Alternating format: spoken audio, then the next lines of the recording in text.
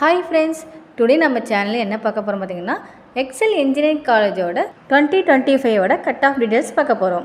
ஏஐடிஎஸ்ல open கேட்டகரியில 133, BC 94, BCM 115.5, MBC 116, SC 87.5, SCA 98.5. STக்கு ஏஐடிஎஸ்ல லாஸ்ட் இயர் எந்த சீட்டு ஃபில் ஆகல. பிஎஸ்சியில் ஓப்பன் கேட்டகரியில் 156.5, பிஎஸ்சி 98.5, பிசிஎம் 104, எம்பிசி 117.5, எஸ்சி 84.5, எஸ்சிஏல 97.0, எஸ்டி 129. இசியில் ஓப்பன் கேட்டகரியில் 171.0, பிசி 123.0.